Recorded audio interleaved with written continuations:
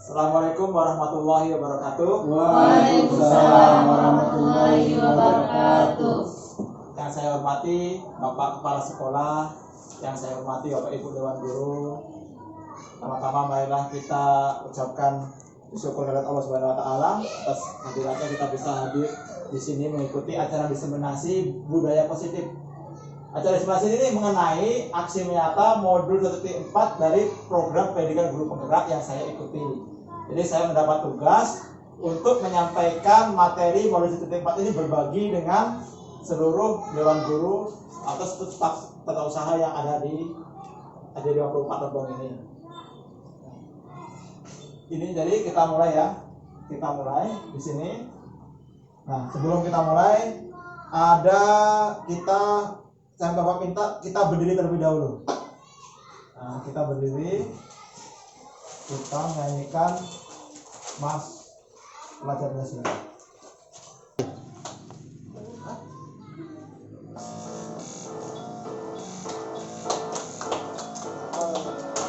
Belajar Pancasila, beriman dan bertakwa pada Tuhan yang Esa dan berakhlak mulia, berkebinekaan global, gotong royong mandiri, kreatif dan bernalar kritis. Pancasila, beriman dan bertakwa pada Tuhan yang Esa dan berakhlak mulia, berkebinekaan global, gotong royong mandiri, kreatif dan bernalar kritis.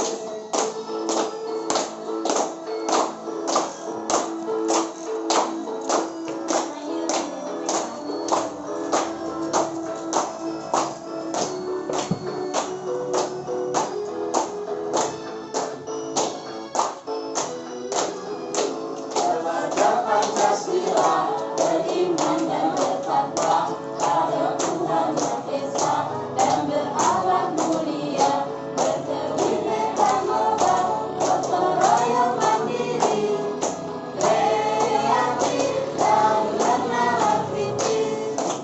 Pancasila, beriman dan bertakwa pada Tuhan yang Esa dan berakhlak mulia, berkebinekaan global, gotong royong mandiri, kreatif dan bernalar kritis.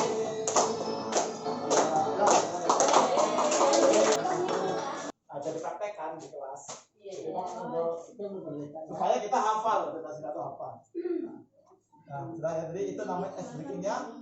Sekarang kita masuk materi kita. Nah, materi kali ini saya hanya sharing nih, jadi apa yang sudah kita dapatkan.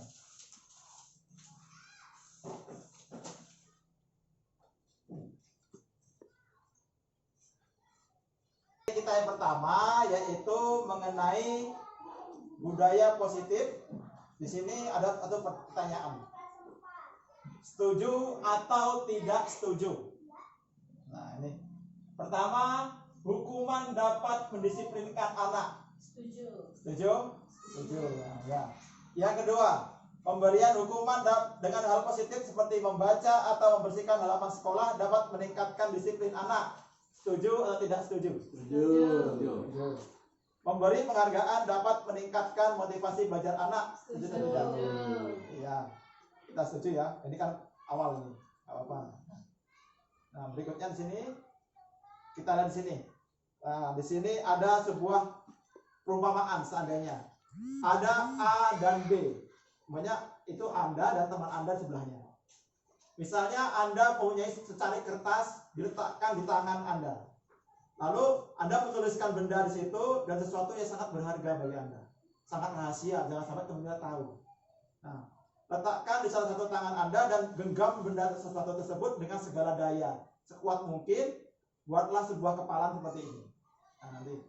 Lalu, teman Anda, sebelah Anda itu, akan mencoba dengan sekuat tenaga dengan berbagai cara untuk meminta Anda memberikan benda tersebut. Dia bisa membujuk, mengancam, menghardik, merayu, menyuap, apa saja agar dapat membuka kepalan tangan Anda. Kira-kira apa yang terjadi? Bisa jadi ngebuka, bisa jadi tetap Iya. Mengikan mendadak. Ya, boleh seperti itu ya. Bagus. Nah, dari situ kita tahu bahwasanya kita percaya bahwasanya apa namanya? Kira-kira kalau kita mau paksa itu akan sulit. Tapi akan gampang seandainya gimana? Dibujuk. Ya dibujuk, akan ada kemauan dari yang kepala tangan tersebut. Itulah yang dinamakan dengan ilusi. Nah, seperti juga kita dengan murid kita. Kita punya ilusi bahwasanya kita guru itu berhak mengontrol murid. Kemudian kita punya ilusi juga bahwasanya kritik akan membuat orang merasa bersalah dan menguatkan karakter. Jadi setelah dikritik, orang tersebut akan berubah atau karakternya akan menjadi lebih baik. Nah, itu ilusi sebenarnya. Lalu berikutnya bahwa semua penguatan positif efektif dan bermanfaat. Nah, yang ketiga yaitu orang dewasa memiliki hak untuk memaksa. Jadi karena kita dewasa, kita lebih tua, maka kita punya hak untuk memaksa. Ternyata itu adalah menurut teorinya itu hanya sebuah ilusi. Kenyataannya tidak seperti itu. Nah, itulah kita lihat sini. Yang pertama kita biasanya gini. Nah, ini termasuk saya juga ya. Kita semua kita berpikir bahwasanya kita mencoba mengubah orang agar berpandangan sama seperti kita. Oh, kamu ikut saya. Nah, padahal kalau kita mengikuti teori yang sesungguhnya yaitu kita berusaha memahami pandangan orang lain tentang dunia. Oh, mungkin dia punya pola pikir yang beda. Nah, meskipun tujuannya sama beda. Nah, kita tidak bisa memaksakannya. Kemudian perilaku buruk itu adalah sebuah kesalahan. Padahal sebenarnya apa? Setiap perilaku buruk itu sebenarnya mereka punya tujuan. Ada tujuan di balik hal tersebut. Nah, yang kita mungkin tidak ketahui, tahunya mereka apa? Dia salah. Karena dia berbuat itu pasti dia punya tujuan yang dalam hatinya kita tidak mungkin tahu. Kemudian orang lain itu bisa mengontrol saya. Yang ada keliru. Yang ada adalah hanya orang tersebutlah yang bisa mengontrol dirinya sendiri, bukan orang lain. Nah, kita berpikir seperti itu. Kemudian saya bisa mengontrol orang lain. Yang kenyataannya tidak. Nyatanya adalah kita tidak bisa mengontrol orang lain. Yang berikutnya, pemaksaan ada pada saat bujukan. Kalau saat kita gagal membujuk, maka kita berhak memaksa. Yang ada adalah sebaiknya kita berkolaborasi, berkonsensus, menciptakan pilihan-pilihan baru. Dan yang terakhir yaitu model berpikir menang atau kalah. Ya, yang ada adalah model berpikir menang, semuanya menang. Nah, itulah namanya dalam istilah psikologi teori kontrol, yang membedakan kita bahwasanya setelah diadakan penelitian ternyata ada beberapa keliruan, bukan cuma kita ya, berarti yang membuat teori ini pun sebelumnya keliru juga gitu. Nah, makanya dia bisa membuat teori ini. Berikutnya yaitu ini hubungannya dengan kita, karena kita ini boleh positif, hubungannya dengan sebuah disiplin. Lalu apa kata disiplin itu? Disiplin itu artinya belajar. Kata-kata ini berasal dari seorang bernama Socrates dan Plato. Nah, disiplin diri menjadi orang menggali potensinya menuju sebuah tujuan. Itulah awal kata disiplin, itu tujuannya ini. Membuat orang menggali potensinya menuju sebuah tujuan, apa yang dihargai. Namun seiring perkembangan waktu dan seperti yang kita pahami bahwasanya disiplin itu adalah sesuatu yang dilakukan seseorang pada orang lain untuk mendapatkan kepatuhan. Cak mano caranya supaya orang itu patuh, itu disiplin. Nah, berubah. Lalu apa lagi?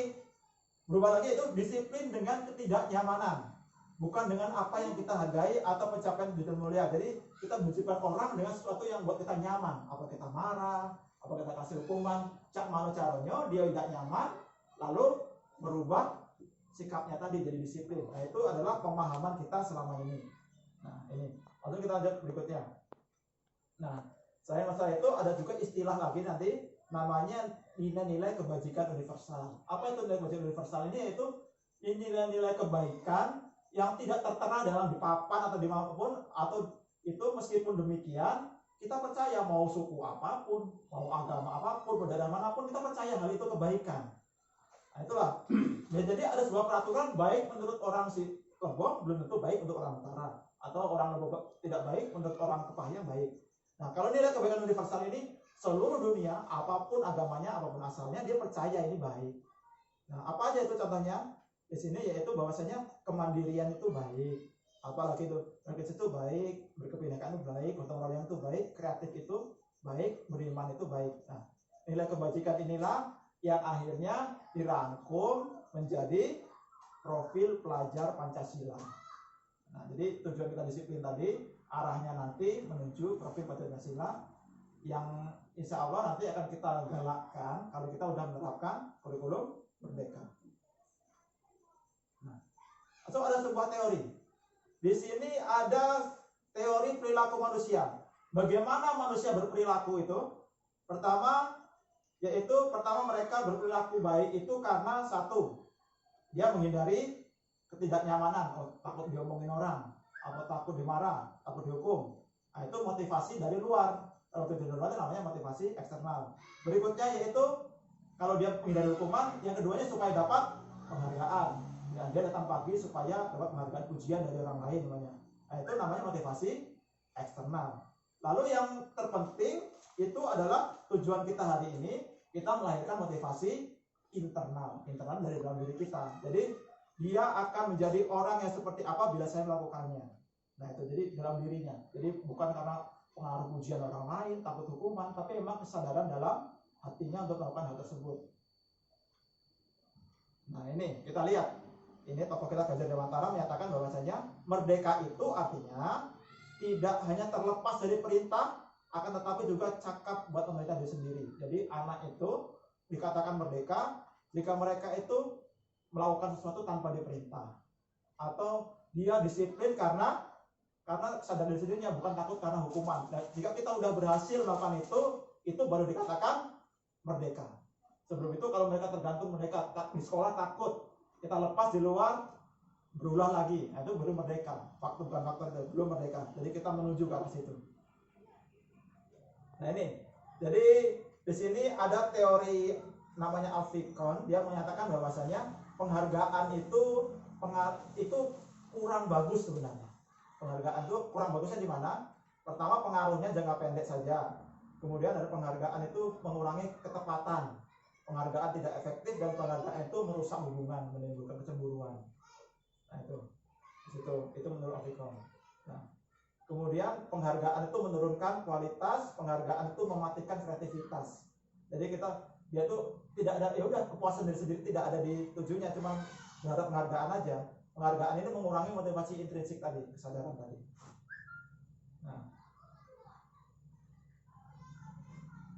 Nah, di sini kita lihat ya. Lanjut aja. Nah, ini ada beda antara hukuman dan konsekuensi. Nah, kalau hukuman itu ada kriterianya. Nah, di sini ada perbedaan hukuman dan konsekuensi. Coba kita lihat di sini. Jadi kalau hukuman itu sifatnya mendadak ya, mendadak, tidak ada kesepakatan sebelumnya. Nah, kira-kira kalau kita ikuti ini, pertama ini tadi mencatat 100 kali dalam buku kalimat saya tidak akan terlambat lagi karena terlambat ke sekolah. Kira-kira ini termasuk hukuman apa konsekuensi? Tolong ini ya, tolong Bapak Ibu ini diisikan termasuk hukuman atau konsekuensi. Nanti saya sharekan apa perbedaan keduanya. Nggak apa-apa, nggak harus benar, nggak harus. Nah, ada nilainya juga. Terus pakai ini aja. Pada ke permen. Duduk si Beben. Udah kepindah. Makasih Pak. Jadi di sini apa itu hukuman, apa itu konsekuensi? Di sini ada perbedaannya apa? Nah, kita lihat ya. Kalau hukuman itu sesuatu yang menyakitkan, jadi sedangkan konsekuensi itu hanya sesuatu yang harus terjadi. Sedangkan berikutnya hukuman itu membuat anak sakit, fisiknya sakit, hatinya juga sakit. Untuk jangka waktu yang lama, bakal diingat terus. Sedangkan konsekuensi itu anak tidak nyaman hanya bentar aja. Nah, kalau berikutnya hukuman itu anak membenci kedisiplinan, sedangkan konsekuensi anak menghargai kedisiplinan. Nah, kalau hukuman sifatnya paksaan, kalau konsekuensi hanya stimulus ataupun tanggapan. Kemudian hukuman itu mendorong anak untuk menyakiti diri sendiri, sedangkan konsekuensi mendorong anak agar mudah menyesuaikan diri. Kemudian sini berkat hukuman anak belajar untuk menyembunyikan kesalahan, cara-caranya dan tidak ada yang tahu. Kemudian kalau konsekuensi anak belajar untuk mematuhi peraturan. Kemudian hukuman itu membuat marah, rasa bersalah, dipermalukan, merasa gak dihargai. Dan konsekuensi kehilangan hak, dibuat tidak nyaman, atau diasingkan untuk sementara. Nah, itu adalah konsekuensi. Nah, sekarang kita cek apakah jawaban kita udah betul ya tadi. Itu hukuman atau konsekuensi? Masing-masing. Ya. Jawaban salah semua. Nah, kita lihat di sini ya. Aku 3. Nah, ini yang pertama, mencatat 100 kali dalam buku kalimat saya tidak akan terlambat lagi 100 kali di buku. Itu termasuk hukuman. Betul kalau itu saya. Kemudian Salah 1 ayo. lari mengelilingi lapangan basket 2 kali karena terlambat hadir di sekolah. Hukuman. Murid diminta push up 15 kali. Hukuman. Salah ya. Nah, kalau berikutnya menggantikan tugas teman yang telah dicoret. Ada konsekuensi. Berikutnya membersihkan tumpahan air di meja tulis karena tersenggol pada saat belajar. Konsekuensi. Kemudian murid disuruh untuk mengenakan sepatu seharian di sekolah karena tidak mengenakan sepatu hitam. Hukuman. Salah Kemudian tuntas. Betul lari mengelilingi lapangan basket 2 kali karena terlambat 10 menit untuk pelajaran PJOK. Itu konsekuensi. Nah, ya, jadi sama-sama belajar ya. Jadi kita membedakan antara keduanya. Nanti ada yang ketiganya, ada yang terakhir, ada yang namanya restitusi. Ada 2. Nah, sekarang Berarti salah galau. Itu pembeli. Jadi salah 1. Wajar kalau kelas salah satu ya. Yang bapak bener kalau. Oke, Oh, berarti kita masuk berikutnya. nih hukuman. Gara-gara PMP tadi. Hukuman tuh apa ya tadi? Itu. Keras, menyakitkan. menyakitkan hati, merasa dipermalukan, Merasa Ya. Kalau konsekuensi. ya, membuat anak tidak nyaman jangka pendek. Tidak nyaman. Nyaman, bisa pendek. Sebentar ya. Nah, lanjut ya, lanjut. Oke. Dan ada yang ketiga, namanya restitusi. Ini lebih lembut lagi dibanding konsekuensi. Hukuman kan paling keras tuh. Iya. Ada konsekuensi. Nah, kita biasanya antara dua aja lah kalau nggak hukuman, konsekuensi. Meskipun kita belum belajar, kita udah praktekkan sebenarnya. Nah, ini dan restitusi. Nah, apa itu restitusi? Restitusi itu adalah menciptakan kondisi bagi murid untuk memperbaiki kesalahan mereka sehingga mereka bisa kembali pada kelompok mereka dengan karakter yang lebih kuat. Jadi tidak menjatuhkan karakter mereka, tidak melihat kebencian, cuma malah menguatkan karakter. Yaitu restitusi juga merupakan kolaboratif yang mengajarkan murid untuk mencari solusi untuk masalah mereka. Jadi solusinya apa mereka tahu. Dan berikutnya membantu murid berpikir tentang orang seperti apa yang mereka ingin jadi tujuan mulia dan bagaimana mereka harus memperlakukan orang lain. Itulah dinamakan restitusi. Nah, ini yang membedakan yaitu pertama, restitusi itu kalau tadi itu harus terjadi dia pilihan. Kemudian menguatkan murid, dia itu harus menguatkan murid, membentuk karakter murid dalam jangka panjang sampai dia dewasa kalau bisa. Nah, kemudian ini kan kalau korban tadi mendapat keadilan, ini diabaikan, ini korban mendapatkan gantinya dan lain-lain. Ini ada lagi kalau kata-katanya ya. Kita lihat sini, kalau hukuman apa kata-katanya? Peraturannya adalah sekian. Kamu harus ini. Nah, itu hukuman. Kalau konsekuensi, apa peraturannya? Mampu nggak kamu melakukannya? Nah, itu konsekuensi. Sedangkan kalau restitusi, apa yang kamu yakini? Atau apa yang kamu bisa lakukan untuk memperbaiki masalah ini? Nah, kita tanya demikian. Ini keyakinan ini apa ya?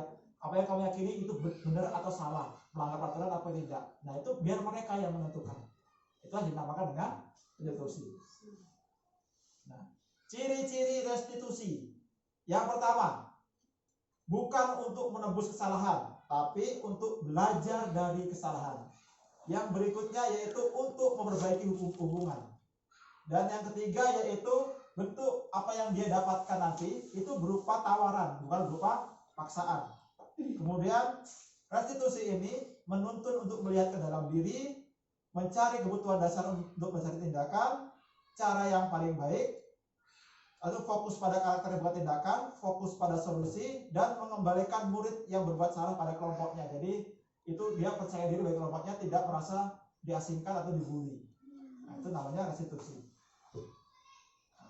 Nah, di sini, kita di sini pelajaran berikutnya yaitu apa itu keyakinan kelas. Jadi berhubungan dari apa yang saya yakini. Nah, yang kita yakini itu dituangkan dalam bentuk keyakinan kelas. Selama ini yang kita buat, saya buat maksudnya ya, kita buat apa? Peraturan kelas. Apa bedanya peraturan dengan keyakinan kelas? Kalau peraturan kelas itu kan siapa yang terlambat push up 5 kali, siapa yang belagu nanti bawa pot bunga. Nah itu namanya peraturan kelas. Nah sekarang yang akan kita berusaha untuk dikuatkan itu mengenai keyakinan kelas, membuat keyakinan kelas. Ini mungkin istilah baru yang baru kita tahu. Nggak apa-apa, saya juga baru tahu. Nah, apa itu keyakinan kelas? Nah, kita lihat dulu. Sebelum masuk situ, mengapa tidak peraturan saja? Mengapa harus keyakinan kelas? Yang pertama, ada sebuah pertanyaan seperti ini. Mengapa kita memiliki peraturan harus menggunakan helm bila mengendarai kendaraan roda 2? Nah, itu.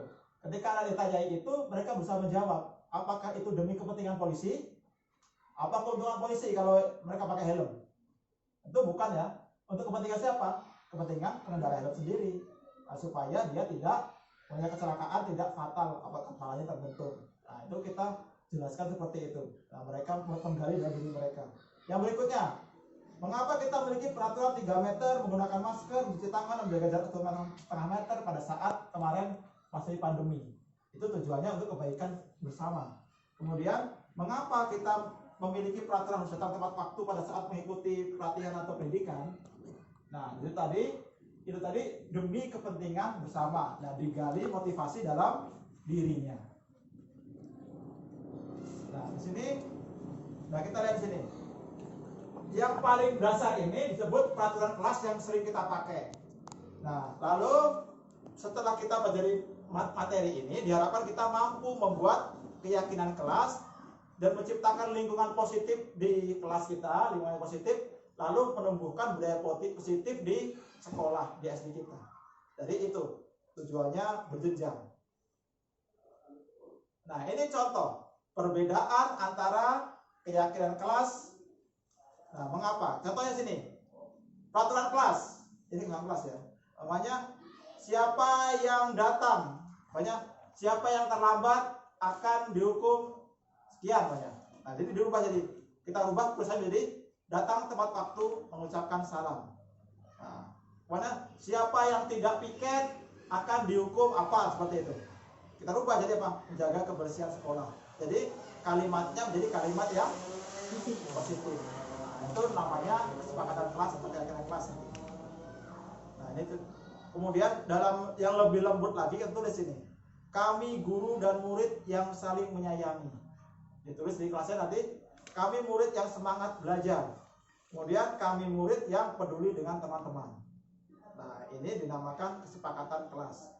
Dibuat seperti ini. Nah, lalu di sini kita lihat sini. Peraturan selalu kembalikan buku di tempatnya. Nah, kira-kira kita buat di sini dalam bentuk keyakinan kelas bagaimana? Nah, kita di sini. Nah, modul apa dia? Kembalikan buku itu keyakinan kelas tentang tanggung jawab. Kan kembalikan buku lagi tanggung jawab ya. Kemudian dilarang mengganggu orang lain. Berarti keyakinan kelasnya adalah menghormati orang lain. Kemudian hadir di sekolah 15 menit sebelum pembelajaran dimulai. Nah, ini bisa dibaca sendiri, menghormati orang lain dan berkomitmen. Ada lagi, dilarang melakukan kekerasan. Artinya keselamatan atau menghormati orang lain. Dilarang menggunakan narkoba, kesehatan. Bergantian atau menunggu pilihan, menghormati orang lain dan bersabar. Gunakan masker, kesehatan dan keselamatan. Kemudian, jangan berlari di kelas atau koridor. Nah, di sini dirubah menjadi keselamatan dan keamanan. Nah, ini namanya merubah peraturan tadi, bahasa peraturan menjadi bahasa keyakinan kelas. Nah, untuk menanamkan tadi budaya positif. Kemudian di sini untuk berkaitan dengan materi tadi ada namanya kebutuhan dasar manusia.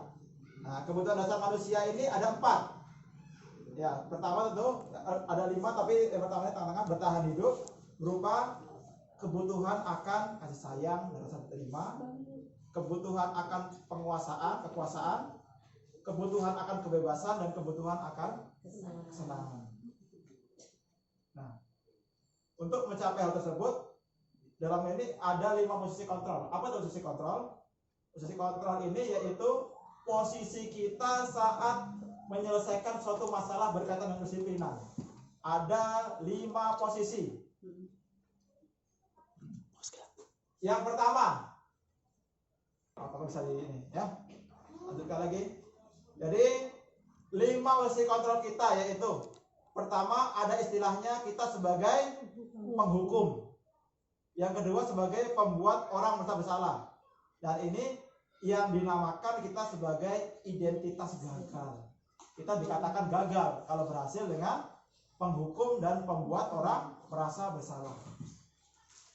Nah, lalu posisi yang sukses, tapi kontrol dari luar. Kita berposisi sebagai seorang teman. Nah, ini kalau kemudian setelah teman ada namanya pemantau. Dan yang terbaik yaitu menjadi seorang manajer. Nah, menghargai diri sendiri. Nah, kita lihat perbedaannya. Kalau penghukum itu hobinya kita ini ya, menghardik, menunjuk-nunjuk, menyakiti, menyindir. Berarti kita sebagai posisi penghukum, posisi paling dasar. Nah, berikutnya kalau membuat orang merasa bersalah. Nah, jadi hobi kita supaya dia merasa bersalah terus. Nah, tujuan kita menyakiti dia dari dalam. Berceramah dan mengatakan seharusnya seperti ini. Ibu kecewa sama kamu. Nah, itu nama posisi kita adalah membuat dia bersalah. Nabila, ibu itu udah capek. Udah bersalah. Kemudian posisi yang berikutnya yang akan lebih bagus namanya posisi teman, yaitu membuatkan alasan-alasan untuk muridnya. Nah, langsung ada kata-katanya dia. Kalau hukum tadi kan, kalau kamu tidak melakukannya, awas ya, rasakan. Buat orang bersalah, kamu seharusnya, kamu sudah tahu, ibu lelah sekali. Makanya ibu stres, tau nggak? Nah, itu namanya kita mesti adalah membuat orang merasa bersalah. Kalau sebagai teman, ayolah lakukan, ibu tuh udah ini loh, demi ibu lah. Kamu pasti bisa. Kamu bisa. Gitu. Masa kamu tidak mau sih? Ingat gak? Ibu tuh pernah loh bantu kamu. Masa kamu gak sadar? Nah, itu tuh baru posisi teman. Belum berhasil gitu. Belum sampai ke level itu. Kemudian kalau pemantau dia menanyakan, tahu gak kamu aturannya apa? Atas dengan orang-orang. Nah itu namanya posisi pemantau. Nah kalau manajer, kita kan dapat keyakinan kelas. Kita tanyakan sama dia, tahu gak kamu apa yang kamu yakini? Apa yang bisa kamu kerjakan untuk berbagi masalah ini? Nah, itu namanya seorang manajer. Lalu hasilnya bagaimana? Hasilnya dari penelitian ya. Kalau anak biasa dihukum oleh penghukum ini, hasilnya adalah anak akan jadi memberontak, menyalahkan orang lain dan berbohong. Kalau penghukum. Kalau buat orang bersalah akan menghasilkan adalah anak suka menyembunyikan, suka menyangkal, makanya sering menyangkal dan sering berbohong. Kemudian kalau teman, dia tergantung, harus digituin terus ketergantungan. Kemudian kalau pemantau, menyesuaikan diri bila diawasi. Nah, kalau diawasi, kalau nggak diawasi sudah lepas, close. Nah, kalau manajer menguatkan pribadi, pribadinya lebih kuat. Nah, kita masih belajarnya. Kemudian murid berkata, nah kita langsung lihat tanggapan murid. Apa tanggapan murid? Nanti mereka dalam hati mereka, biarkan saja, nanti juga marah-marah lagi. Biasa udahlah. Nah, itu kita sebagai penghukum. Kalau yang orang merasa bersalah, kalau dia merasa bersalah, hatinya sakit tadi, ya bu, maafkan saya ya bu. Kemudian teman di sini, saya pikir bapak ibu teman saya, ternyata begitu. Kemudian memantau berapa banyak bintang yang saya harus peroleh, berapa halaman yang harus saya tulis. Nggak tahu dia bakal seperti itu, hukuman seperti ini. Nah, itu namanya pemantau. Kemudian kalau kita manajer, bagaimana bu cara saya agar memperbaiki semua ini? Terus gimana? Nah, sadar ya. Nah itu posisi kita sebagai seorang manajer. Lalu dampaknya bagi murid. Dampak bagi murid yaitu kalau kita hukum, murid cenderung untuk mengulangi kesalahan. Kalau merasa bersalah, murid jadi rendah diri, terlalu pemalu. Kalau teman membuat anak merasa lemah dan tidak mandiri. Kemudian kalau pemantau menitik beratkan pada sanksi atau hadiah. Jadi tujuannya kalau nggak menghindari sanksi ya dapat hadiah. Sedangkan seorang manajer nanti diharapkan hasilnya murid-murid akan mampu mengevaluasi dirinya, apa kesalahan yang dilakukan, lalu bagaimana cara memperbaiki dirinya. Itulah mengapa kita ini berusaha ya, meskipun kita belum mampu sampai level ini, kita berusaha menjadi seorang manajer. Nah, untuk berikutnya, ini saya minta Bapak Ibu untuk mengisi dulu, mengisi ini. Nah, nanti Bapak Ibu tulis, ini ada contohnya.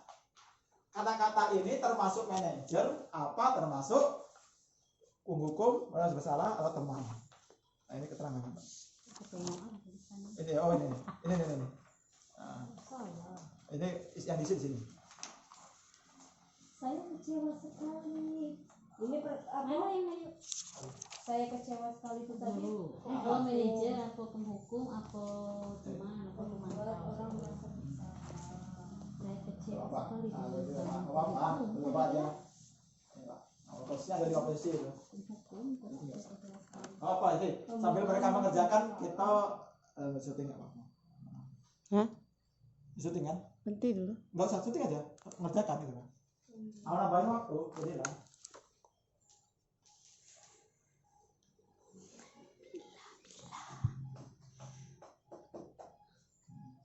Jadi tadi perbedaannya tadi antara 5 tadi, ada penghukum, membuat orang merasa bersalah, teman, pemantau, atau seorang manajer.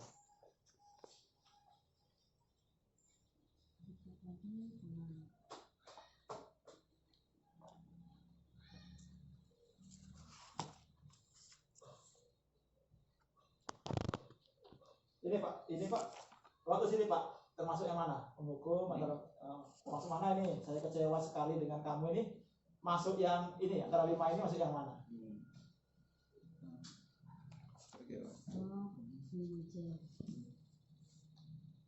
Kalau langsung praktek kan pendapatannya lebih nyantol.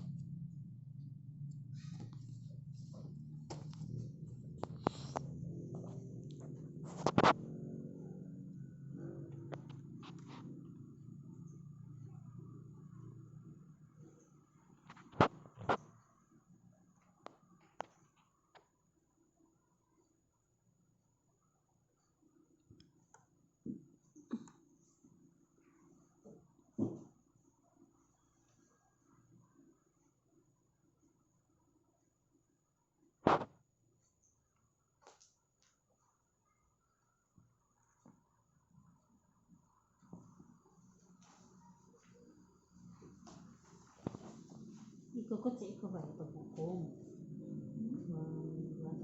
Oh iya ada masih ada pokok orang besar. Iya. Dari dan apa dari Nanti kita lihat ya.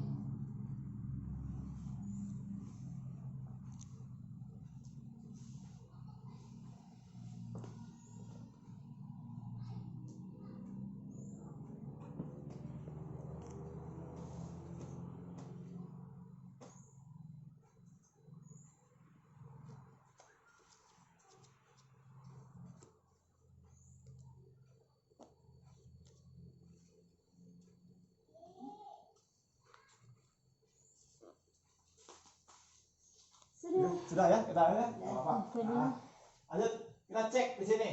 Ya. Ada cara mengeceknya, yaitu rekaman. Ya. Jadi cara mengeceknya yaitu kalian sini saya kecewa, iya benar nggak? Sama nggak? Iya. Saya kecewa sekali dengan kamu. Kira-kira maksud yang mana ini? Membuat Ayo orang merasa membuat bersalah. orang merasa Nah, kita bersalah. cek buat orang bersalah. Ya, betul.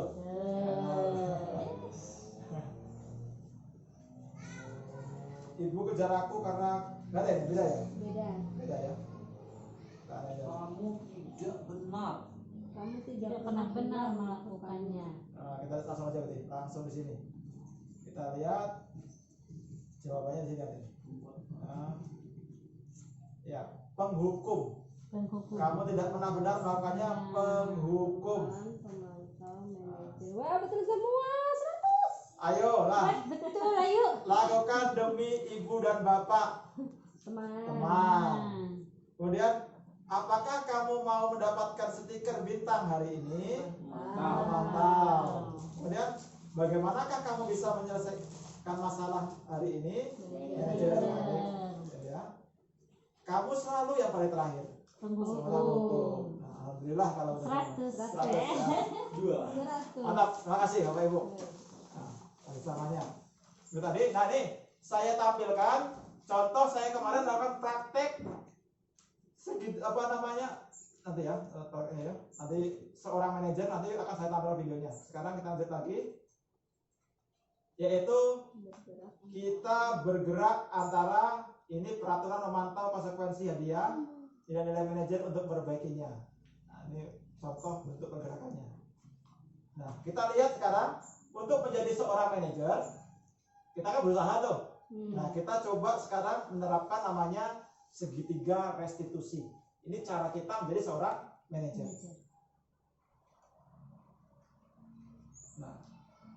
Nah, di sini kita lihat, jadi di segitiga restitusi itu ada 3 langkah. Yang pertama yaitu menstabilkan identitas, kemudian menanyakan keyakinan dan validasi kebutuhan, dan menanyakan keyakinan. Jadi apa? Jadi kita ngeceknya setiap orang pasti pernah melakukan kesalahan. Kamu bukan satu-satunya kok yang nggak upacara gini-gini. Lalu berikutnya kita tanyakan apa? Kamu tentu punya alasan maka melakukan itu. Nah, kita tanyakan alasannya. Berikutnya yaitu ada nggak cara lebih efektif untuk mendapatkan apa yang kamu butuhkan? Nah, dan yang terakhir yaitu nilai-nilai apa yang telah kita sepakati dan kamu ingin jadi orang seperti apa. Nah, itu adalah contoh dari cerita-cerita ini. Nah, untuk membuat anak yang merasa gagal karena berbuat salah menjadi positif terhadap dirinya, ada istilah menstabilkan identitas. Bagaimana caranya? Guru berkata, berbuat salah itu hal yang manusiawi. Tidak ada manusia yang sempurna.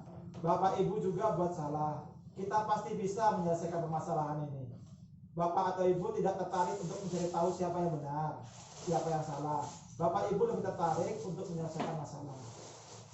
Kalau kamu menyalahkan dirimu sendiri terus-menerus, apakah kamu bersikap aib pada dirimu sendiri? Nah, berikut adalah contoh kata-kata pada saat menstabilkan identitas segitiga restitusi. Kemudian saat validasi kebutuhan, yaitu tujuannya yaitu membantu murid mengenali kebutuhan dasarnya.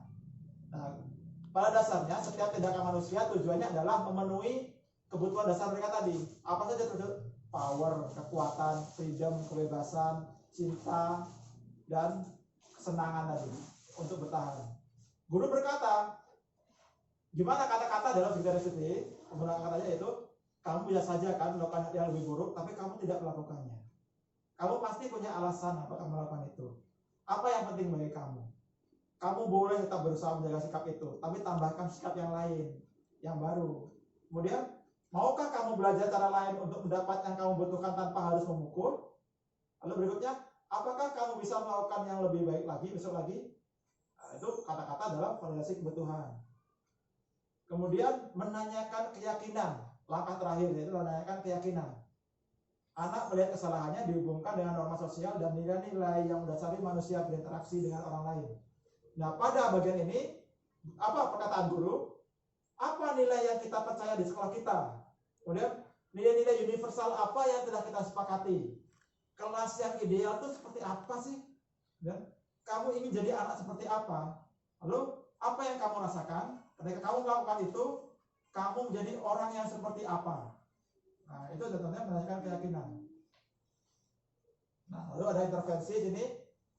Apakah kamu ingin berbuat lebih baik? Nah, ini tujuannya untuk supaya kembali ke tujuan semula. Apakah saat ini kamu sedang menjadi orang yang sedang kamu inginkan? Apakah kamu bisa mengubah kegiatan perilaku kamu saat ini menjadi sikap yang lebih membantu? Dan seterusnya. Nah, peraturannya apa? Nah, itu contoh dari intervensi 30 detik. Nah, berikut saya punya contoh video kemarin waktu saya melakukan praktek segitiga restitusi. Nah, silakan disimaknya. Nah, ini ada kasus, jadi kita rekaman.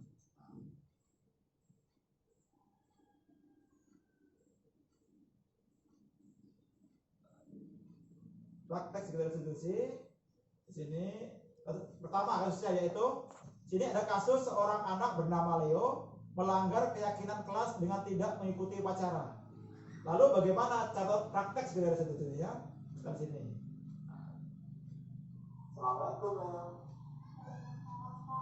Bagaimana kabarnya hari ini? Leo, Bapak panggilnya di sini. Tadi Bapak ada laporan. Katanya Leo tadi lagi pacaran. Baik Leo, setiap orang tuh pasti pernah berpacaran. Tidak berpacaran juga ada siswa lain yang tidak pernah belajar pacaran. Tapi apa Leo tahu kalau di perbuatan itu ada perbuatan kesalahan? Kira-kira apa alasan Leo tidak berpacaran?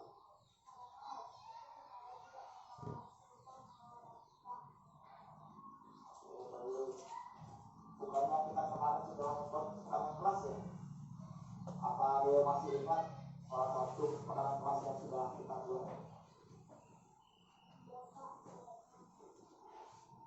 Kira-kira coba sebutkan apa saja kesepakatan kelas yang sudah kita buat?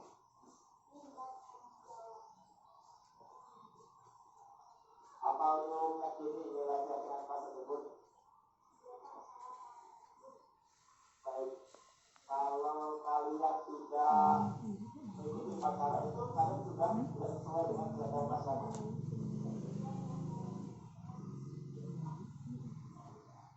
Baik, alhamdulillah kalau Leo sudah mengetahui kesalahannya dan meyakini kesalahan tersebut dan meyakini keyakinan kelas kita, apakah Leo bersedia untuk memperbaiki kesalahan? Apa kira-kira yang akan Leo lakukan untuk memperbaiki kesalahan itu?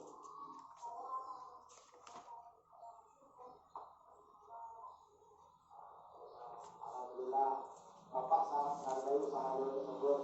Semoga kali ini Leo bisa lagi mengikuti upacara, karena upacara ini adalah kewajiban kita sebagai murid. Kemudian itu sebagai wujud rasa cinta kita terhadap tanah air. Tetap semangat ya Leo. Mendengar penjelasan tadi saya menjadi lega karena saya sekali menjadi iman. Dengan cara ini saya termotivasi untuk menjadi murid yang disiplin. Sekarang kita lihat kasus 2. Kasus ini seorang anak bernama Cika melanggar keyakinan kelas dengan tidak menjalankan tugas piket. Bagaimana kabar Cika hari ini? Alhamdulillah baik Pak. Cika, Bapak panggil Cika hari ini.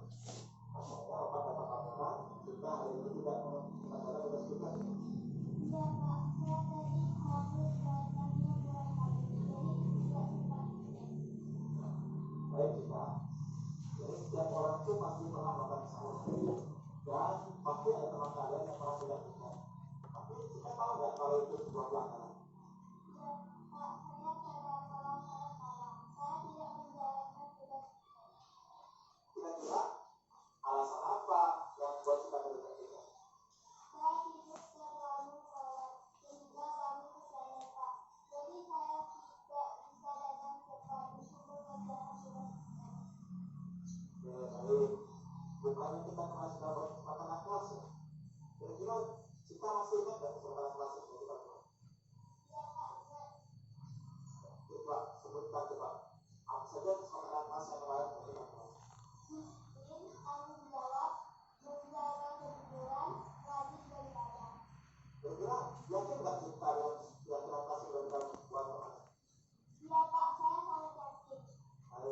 Jadi kalau jika itu tidak berdasarkan perspektif, kira-kira jika itu tidak sesuai dengan kriteria kita yang berbeda. Tidak sesuai dengan keyakinan jawab Pak. Alhamdulillah, kita sudah mengetahui kesalahannya dan meyakini yang dipastikan. Nah, sekarang apakah Cika bersedia untuk berbagi sama Cika? Ya Pak, saya bersedia. Kira-kira apa yang Cika akan lakukan untuk berbagi sama Cika? Saya akan tidur lebih awal agar bisa bangun pagi dan berangkat ke sekolah. Supaya nanti saya dapat menjalankan tugas saya. Alhamdulillah, Bapak sangat menghargai usaha Cika. Semoga kedepannya Bapak terulang lagi ya. Jadi nanti kalau kita tidak pikir, nanti pas kita potong, gitu kan kewajiban kita itu ya kita lakukan. Ya, atas saat ya Cika ya. Ya Pak, terima kasih. Awalnya saya takut ketika dipanggil kenalan, tetapi setelah berbicara dengan Pak Guru, rasa ketakutan itu tidak terjadi, dan hati saya tenang. Lalu saya mempunyai rasa keinginan yang kuat untuk mengikuti aturan-aturan yang ada di sekolah maupun di kelas. Nah, tadi contoh dari praktek segera seperti yang saya lakukan. Jadi berdasarkan materi yang saya sampaikan tadi, ini diharapkan ada sebuah paradigma baru bagaimana untuk Segera membuat Quran Tadabbur, tafsir dalam genggaman Anda. ya, berdasarkan hasil tadi diharapkan ada sebuah paradigma baru untuk merubah kita untuk nantinya menciptakan budaya positif di sekolah dengan penerapan segitiga institusi, sehingga setiap guru di sini kita usahakan untuk menjadi seorang manajer. Nah, itu saja mungkin Bapak Ibu semua yang ingin saya sampaikan pada kesempatan kali ini. Terima kasih karena atas perhatiannya. Lebih dari kurang saya mohon maaf. Assalamualaikum warahmatullahi wabarakatuh. Waalaikumsalam.